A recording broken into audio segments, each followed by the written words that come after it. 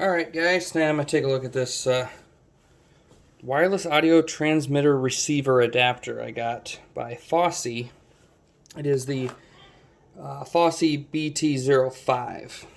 And the reason I got this is that instead of like a lot of the other Bluetooth, the little cheap ones are just receivers that receive Bluetooth and then output either a digital or analog signal. This one goes both ways, and it's not really too expensive. It runs about 60 bucks, but it gives you a lot more options, like depending on what you're trying to do, I guess. But yeah, and it also supports Bluetooth wise. You can connect two headphones at once, high quality stereo music, I guess. They don't really specify DAC and stuff in it, and then obviously wireless transmit. So we'll pop her open, have a little look-see here. And then right off the bat, they have this diagram built into the box for you. In receiver mode, you see here you would connect the BT05 to what would be most likely a powered speaker or like a stereo or something here. And then you connect your phone to it via Bluetooth, and then that's gonna, you could take an old receiver or a pair of like studio monitors or something and use this to give them Bluetooth capability. And then in transmit mode, they have something here like an iPod or say like your cell phone or a MP3 music player or something. You connect it to the BT05 via optical or auxiliary jack, and then from there it will transmit Bluetooth to like Bluetooth headphones or Bluetooth speakers. And then they show it down here. You play music from your source connected with the wire to the BT05, and then it will send Bluetooth out. So it can receive Bluetooth and convert that to an analog or digital signal, allowing you to hand it off to, like I said, a stereo receiver or something like that. And then it can also receive, or you can also hook a analog or digital signal to it via wire and then have it converted and output it as Bluetooth. So it lets you go both ways, which is kind of nice. And you get a nice little manual. Most of it was pretty self-explanatory. Setting it up, if you've used Bluetooth devices before, it's pretty similar. Otherwise, the manual is well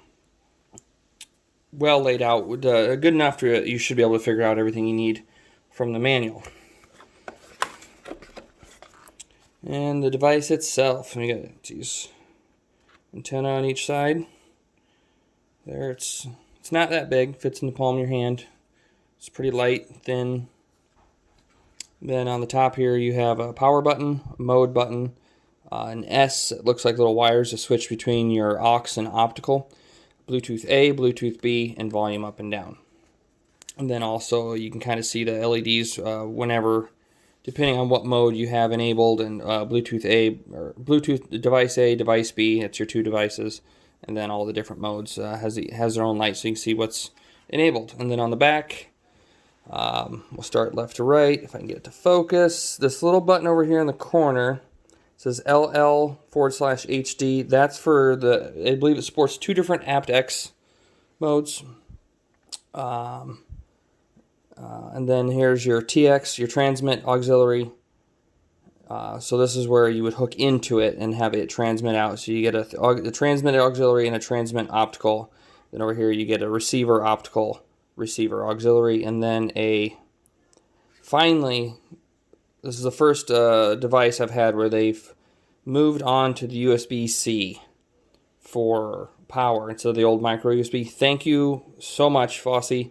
I always complain about that. USB-C has been around plenty long. It should be on everything now. All these other guys need to stop using the old micro USB. And then I believe that is your hard reset button right there. And then they don't include a power cord or a power thing. I just use an old cell phone power brick. They recommend a 5-volt 1 amp. This is a 5-volt 2 amp, but it seems to be working fine. And then the rest of the box is, they give you a short fiber optic cable, a auxiliary cable, here's your power cable. I have my own. I'm just using an old cell phone charger that already has its own cable. But if you don't, as long as you got an old cell phone power brick, you just they provide you the USB A to C cable, and they even give you a which you could use this with to connect it to a stereo. You could hook this 3.5 auxiliary to this into the back of the this, and then plug it into an old stereo or whatever, or on this end. It gives you a lot of connectivity. I've used it just the other day. I ran the audio out from my computer into this and connected a set of Bluetooth headphones to it, so I could have my Bluetooth headphones on my computer, and I've used it to hook to older stereos that I want to connect my phone to and play music on via Bluetooth. I had some of the other more basic just Bluetooth receivers, which are fine, but again, they only go one way. I wanted something with a little more flexibility for, because I'm always messing with technology and just messing with different types of gear all the time. And I just wanted something that wasn't super expensive and had a lot more flexibility. And so far, this has seemed to be able to do that really well. And like, I don't know, I think I've had several Fosi products, and I can't say I've really had any issues with any of them. They seem to be well built for the price. Can't really complain. So far, I am happy with this device, is all I'm going to say. If you're looking for something to add a lot of Bluetooth connectivity to transmit and receive Bluetooth, or if you're like me and you just have a lot of different uses for these kinds of things, this is a good piece to have to add Bluetooth to your systems. So if you have any other questions about it, put them in the comments below. I've only used it a little bit so far. I haven't had any issues with it. It's done everything I've wanted it to do so far, but it's going to remain one of those things. It's kind of going to be like a tool in my arsenal around the house. If I want, like I said, if I want to add Bluetooth to an old stereo, or hook something to it and transmit Bluetooth to something else, it'll have its uses, and so far it's done well. All right, guys, have a good night.